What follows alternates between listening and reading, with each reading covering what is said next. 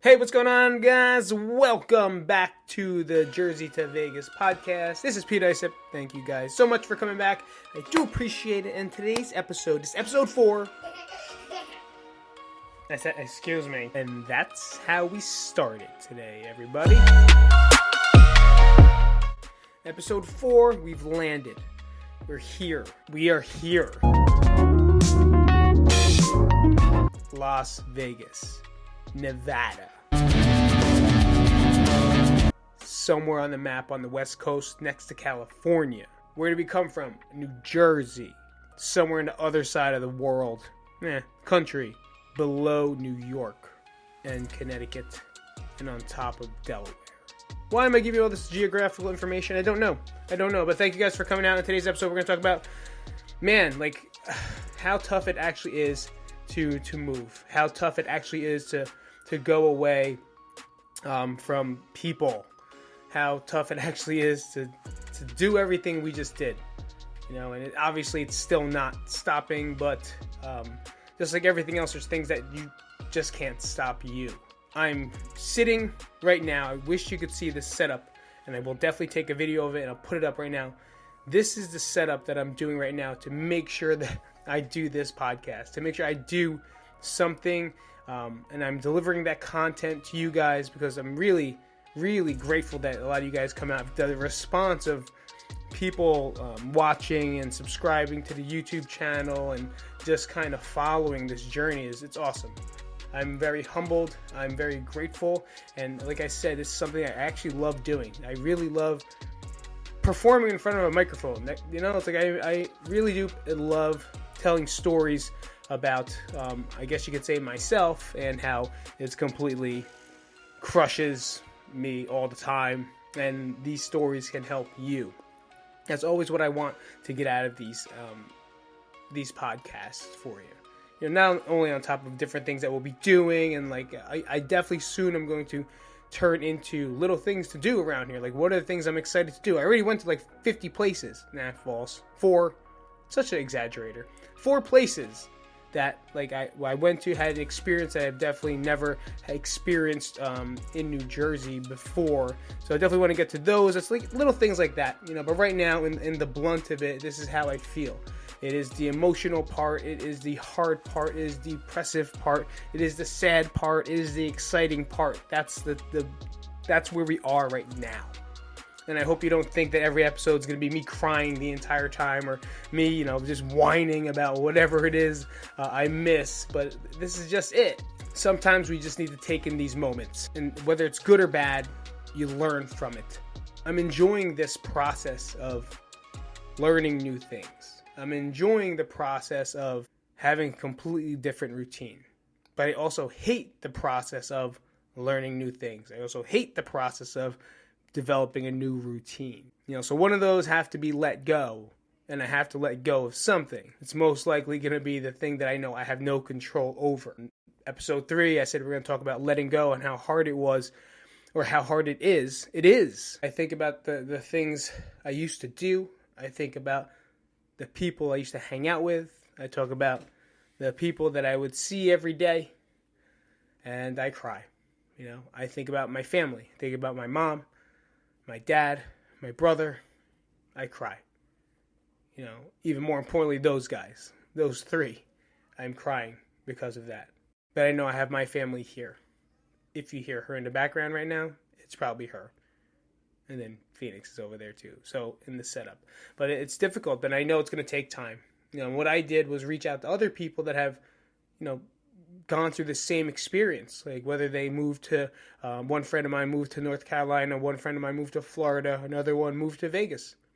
One of my friends moved to California. They're out. And it's difficult.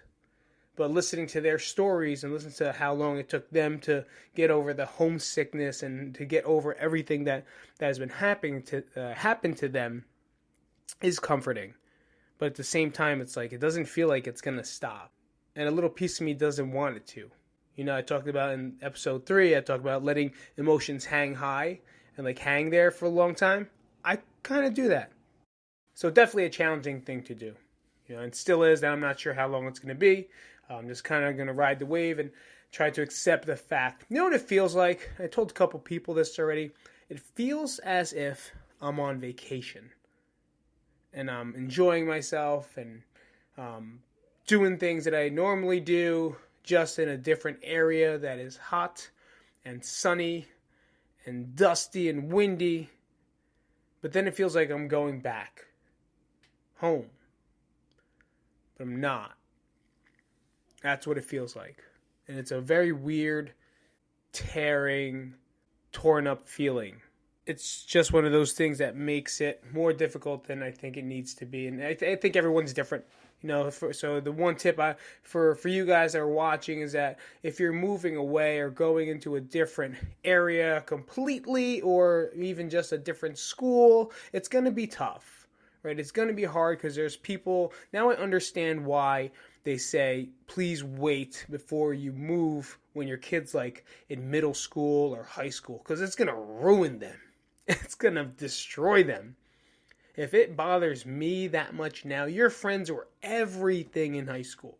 Your friends were everything to you in high school. And that's part of the process of growing up.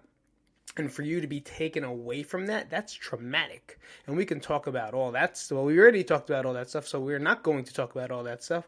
Go to episode 2, and I talked about trauma and how it affects you. And to me, now I understand why it really was a great age for us to make this move. As challenging as it is, as challenging as it was a good move. Right? Timing was right. The timing was there. So that's the tip. Make sure the timing of whatever you're going to move, just be right. Make sure it's there. Try not to affect more people than yourself. And at the same time, it's going to be tough going into transition if you did. So I could talk about so what I want to talk about also today is getting here. Okay? It was chaos. Getting here was absolutely chaos. I can't even explain the type of day it was. It was just chaos. From the morning of just getting things done, it was kind of running pretty smooth. I thought I had everything in place. We thought everything was in place. And then we realized we didn't do much yet. Or I didn't do as much as I thought. I got stuff done. I woke up super early. I woke up at 4 o'clock in the morning. I started putting things on top of the car. Started putting this little latch, whatever thing I bought to make things move on top of the car. Then I started stuffing a lot of things that we had, like boxes and containers, into the car, whatever we can fit. And we couldn't do too much, so I only put a little bit, a couple boxes inside the car, put more stuff on top, like the guitar or the guitars, a printer. Nat wanted a printer to come with us. You ask her why. I don't know. I have my things, so I can't judge it, but I am. Happy nappers are all on the top, and then like a lot of little things from the inside that we wanted to bring. And then I walked the dogs because I wanted to make sure they went to that park, the last park for the last time. I think you saw that in episode 3. Make sure that we went there and spent a lot of time there and really just sat there and then back in. And then while we were trying to get this process moving, people started coming. And guys, I do not feel bad that you did at all. I'm really happy they did, because it kind of distracted me from everything else that was running in my head. But it was very difficult because I didn't want to say goodbye. I didn't want to let them go. I hugged them 1,000 times, and it looked like I was busy. I was busy moving and doing things, and and I know Nat, like when she gets, if you don't know Nat is yet, she's my wife, and when she gets like focused, she's in. She's like she has no emotions when it comes to that. She just kind of rides straight through. And if you guys are there visiting and like she's just pretty quiet and like just doesn't say anything, it's because she's focused on packing up more stuff and packing the clothes and cleaning up the house, because we had to have the house empty. She wasn't really focused on the people. Whereas me, I will kind of take my time and move some things here and make sure I do the big heavy work. I do everything I can to kind of meet her in the middle.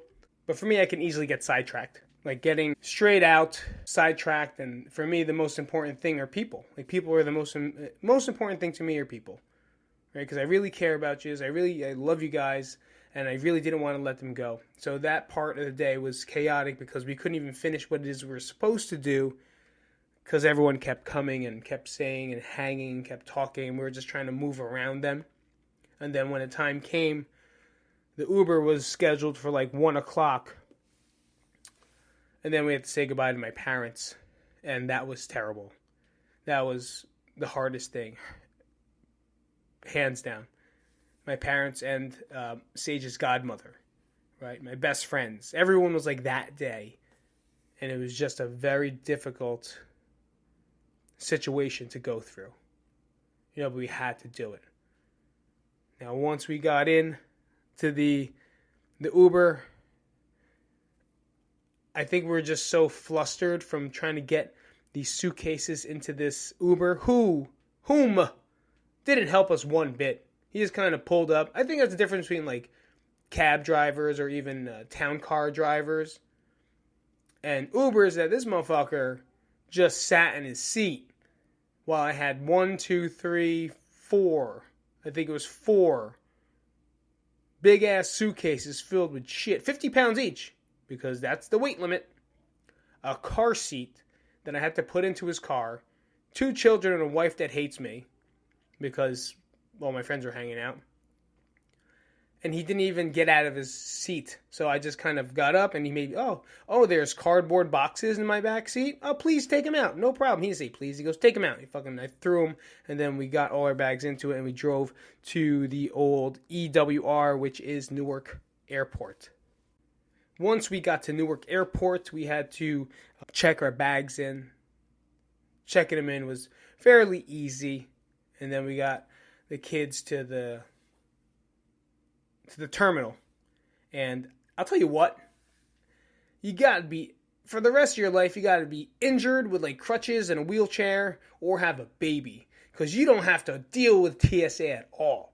They just let you straight through. It's like you have the magical pass in Disney. You can just cut the line and then no one else bothers you. They kind of like looked at my kids' passports. I don't even think they looked at mine, my license. But like, they did nothing, and it was great. Nah, they looked at my face. They did their job. I'm just kidding. I don't want to get anyone in trouble and lie, but they did their job, and just getting bypass was amazing. Because that is my biggest anxiety. Guys, I don't know if you noticed, I hate flying. The only reason I do not like flying, besides thinking I'm going to die the entire time, is the line. I hate the line for check. When they put you in this squiggle. And this, Newark makes you go through like an obstacle course. Like you have to go all the way around, right? And you think the line's going to be on that side. Nope, and then it comes back, right? And it comes all the way back. And they're like, oh shit, this side. No, and then it goes all the way back around. And like, this is not like a short round. This is like an avenue in New York City. And then it did a weird thing where it kind of like went here, then up, and then back, and then through, and then we boxed out. And that over there was a lady, and she goes, come on over here. You have a baby. Come on over here. And then they took us there. And then we got inside and went through. So that whole line thing gives me anxiety. Why? I know you're asking why. Because here's a story. When I was in the Philippines many moons ago, I was coming home, okay? I was coming home from, I guess we spent like 7 days there or something like that. And we needed to get into, obviously, the airport, and they checked our bags, and while they were checking our bags, they found a necklace, okay, and this necklace was not mine, obviously. I don't wear necklaces. It was my girlfriend at the time, and the necklace had a bunch of different, like, medallions on it. Like, it had, like, a lucky charm, and a heart, and a knife, and a bullet, and guess what? A bullet was on the necklace. A bullet. It wasn't like a life-size bullet. It didn't look like this. It wasn't a bullet. It wasn't like even a little like pop gun bullet. It was like smaller than that. It was a replica bullet. Okay? And they had to check it. So they checked it. They brought the supervisor over and another guy with a mustache and then like a shorter guy without a mustache but kind of had the same hair as him. And all these guys were congregating, discussing about this necklace, this bullet that's not even real. right? It was a fake bullet. So I didn't even understand what the problem was. We're talking, kind of arguing, but like, just take the fucking thing. Take the necklace. No one gives a shit about the necklace. It's a necklace. Even if it was a real bullet, no one cares. Just take it, because it was probably an accident. I'm not here to take it. No. And then as I turn around, there's a sign behind me that says, no replica bullets. Right behind me. So I was like, oh, okay, cool. So, of course, what do? The girl goes, takes her suitcase. Where do I go? Into the chamber of interrogation. So inside there, they're asking me all about my background and what I was doing, and they really getting into me. They frisked me like 1,000 times, and then they asked me about the bullet. And I was like, I don't know about the fucking bullet. This is not a bullet. It is not my bullet. I don't care. This is not my bullet. I don't understand what you want me to do. It is not even a real bullet. If you put it into a gun that's a really expensive gun, and you try to shoot it, it is not going to shoot. It is not going to work, because it's on a fucking necklace. Damn. That's all I could say. Damn. And I was getting close. We're getting close to departure time. I'm not even close to being done with them. I was fingerprinted. I'm inside this book, so now I'm inside their book for the rest of my life. Finally, they let me out. And I think I have like 10 minutes left. 10 minutes to get to the whatever the fuck it's called, wherever I was. I had to find everyone, do everything, and kind of get everything done. But the biggest thing is when I sat down in the plane, I thought the entire time they were watching me. Okay, I thought they were watching me and watching everything I was doing, and they had like security cameras around me, and I got really paranoid. This was the first time I understood what anxiety was. First time. I never had anxiety until that day. I didn't understand what anxiety was. Maybe I was worried. But the feeling that I had, I now know. Like if there was an anxiety startup kit, that was the day I got anxiety. Cold. Nauseous. Heart was racing 3 million times a minute. It felt like the world was closing in the entire time in the airplane. It was like people were doing this. And then there's another thing on top of that is that I had weed inside my bag. So now I was thinking of all different ways. Of course, who brings it? Why? Why would you bring it to the Philippines? I don't know. It was just inside like my kit. And then I forgot that it was there. And now it was there. And I was trying to get back home. And now they thought I was smuggling stuff. I thought when I was inside that room, I really thought that I was going to be dancing and singing Michael Jackson's Thriller for the rest of my life inside an orange suit. That's what I thought it was going to be. I had no phone. I had a regular the cell phone I have now. And I really didn't think, I thought I was going to be Michael Jackson's Thriller and just pop dancing the entire time because I'd be in jail because I was carrying all those things. Okay, so that is why I do not like airplanes, and I always feel like I'm going to get interrogated, frisked, and a finger put in my butt, which I wouldn't mind, actually. Hey, yo! Wait, hold on.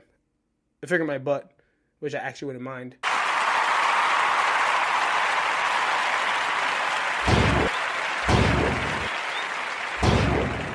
Oh, shit, I did that with the bullet. And there was a bullet inside there was a bullet in my bag. And that's it. So that was one thing. So I get anxiety whenever I'm inside an airplane. We got there. Everything was pretty cool in the airport. We got in, and then the plane ride was probably one of the worst ones I've had with turbulence and just a really bad pilot.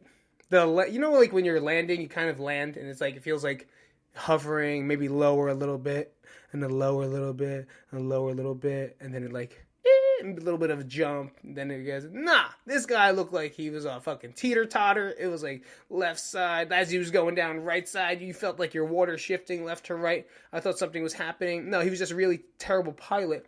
And then as he was coming down, we landed, and it was like one side hit, second side hit, and then now he's hitting the thing, and we're all going like this. Everyone was grabbing their seats, I think. Maybe it was just me grabbing my seat. Like I grabbed the handle as hard as I can. I clench my butt like I really have to take a shit. And I'm really getting tight. These people next to me, I don't know their names, but they were watching YouTube shit. They even said something. They're like, come on, get it down. They were supported, trying to really cheer him on to land his plane so we don't die. Finally, the plane comes to stop. Everybody starts clapping. I even clapped. And I talk about how much I hate clapping. I hate when people clap on an airplane, and it always happens on Spanish flights. Whenever you go to like Puerto Rico or Dominican Republic, when you land, there's always like a 65 to an 85-year-old lady. You land, she's like by herself. Ooh, adios mío. Ooh. I don't know how to say God bless. I don't know how to say God bless in Spanish. I don't know how to say it. So, ooh. Adios mío. That's the only word I know. So it was really a terrible flight. It was a real terrible flight. And we get inside to the airport, and now I have three big suitcases. I might have said 4 before. 3 big suitcases and Nat's heavy-ass computer bag. I feel like I'd rather carry the suitcases than Nat's computer bag because it was so odd. And then 2 babies, a stroller, 2 kids, a stroller, and a wife. And we're transferring the entire time. Once we finally get to what do they call that thing? Bag check. We go to baggage claim. We pick up our stuff inside that little cart that's like $6, and then we travel around. And now we have to go find our rent-a-car. So our rent-a-car we thought would be inside the airport. We did not know you had to take a shuttle. So Nat's company got a rent-a-car for us, which is fantastic. If it was my idea, I would have got an Uber to the hotel and then rented a car later on. Anyway, they rented us a car, I guess, to the cheapest service that you could get to. It's called Dollar Car. It's called Dollar, I think. It was called Dollar some shit. And the line was 75 million people long. It was like I was in TSA again, except now I have no baby to cut. So I think I stood in line for an hour waiting my chance to just talk to this person to get a vehicle. All right? And it was forever. And we're all tired. It's been the longest day ever. And we're just waiting, and we're waiting, and we're waiting to be seen because the company was probably the cheapest company, and everyone jumped on it. Finally get to the clerk. We get the car. The car is whatever it is they got for us, and then we had to transfer again. I didn't even tell you about getting the shuttle bus. Shuttle bus was chaos. Whatever. It doesn't matter. We don't got to go into the shuttle bus. And then we got the car, and we looked at it, and it was like like when you first get your license, and then your father or mother or your guardian is like, here's your car. This is what you're going to drive. Enjoy it. It was that car. You know the car that like sits in a lot of a used car lot for 75 years because it's from 1940, and then all of a sudden now they decide that it's okay for you to drive, so they sell it to you for $100. That was the one. That was the car we got. It couldn't fit anything we had, so we had to stuff everything into this small car. And then as I was trying to put 2 of them in, I got 2. Third one wasn't going. And then we had the stroller on top, which we forgot about. So when we were doing it, I asked the lady, and I was like, hey, can we get another car? Because obviously this stuff is not going to fit. And she was like, well, sorry, but you guys did pay for I don't know what it was called, a cheap motherfucker. So yeah, I know, I get that, but we can't. She's like, well, I can get you another car, but you're going to have to wait. No, I'm not waiting. We are starving. 2 children, a wife, myself, starving. I'm not waiting anymore. It's already been 1,000 hours. So I moved the seat back. Nat's now crunched into the back, like in the back, holding Sage because we have no car seats, right? She's accordioned back there. I reclined the passenger seat as far as I can. I threw the big suitcase on top of it, and then I jammed the stroller inside there, in between the windshield and the suitcase. And the stroller was hitting the windshield. That's how tight it was. I fucking close the door. I'm getting out. We leave, and I'm driving. It is now dark. It is like 8 o'clock at night. Okay? 8 o'clock West Coast time, which means it's 11 o'clock New York City time, whatever that time is. Eastern Standard Time. Eastern EST. It was dark. I was tired. I was exhausted. Okay, I go to sleep at 8 p.m., not 11 p.m. Okay, here's a quick lesson. Here it is. If you need glasses to drive, make sure you get glasses to drive, especially at nighttime. Why? Obviously, you can't see. In New Jersey, I can navigate in the dark anywhere. I kind of understand the streets and the highway system and where to go. I'm not really going that far, but I do know that, like, if I'm driving on the parkway, I kind of know when the next exit is going to be. If I'm on Route 3, I know I'm probably going to go on a 46 or vice versa, right? It's the same. I don't need glasses because I guess I rely on my instinct and just the nature of how we drive there. Here, I couldn't see stop signs. I couldn't see street signs. I couldn't see highway signs. I thought I was going to die. I thought we were going to die. Because I don't exaggerate when I say I can't see anything, but like here, I couldn't see shit, and it scared me. It was the first time I got scared when driving, even though I get scared when driving. Like, to see. Like, I thought I was going to crash. And then, on top of that, I had this obstacle of a fucking stroller and a suitcase in the passenger seat. It's not just a big person. It's completely blacked out my vision towards the right side. So if anyone is next to me and I go to swerve or move to the right, I'm probably going to smash them or kill my wife because they're on that side. The car is not that big. It weighs 65 pounds. So I'm driving, and a couple times I've already missed 3,000 turns. And you know when your GPS is delayed? The GPS was delayed. It was telling me to turn left when I was already going straight. It was telling me to turn right when I passed it 30 minutes ago. It was delaying. We could not get to the hotel where we wanted to. Finally, we get to the hotel, and it gives us the directions into the employee parking lot, which needs an access key. So when I'm pulled into the fucking gate to go I go to push a button and there's no button there. Why? Because everyone that works there has a card for a parking card. And now there's a line of 3 cars behind me. And guess what I have to do? Back up.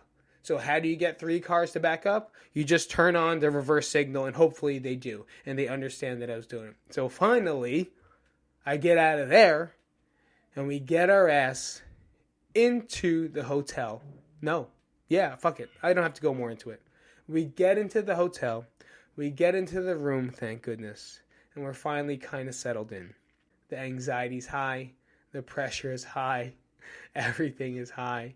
And we just want to get everything done. 4 hours to get to a place that's 10 minutes away from your house. It's a long time. It's a long time to be aggravated. It's a long time to want to kill someone. Because I definitely want to kill someone.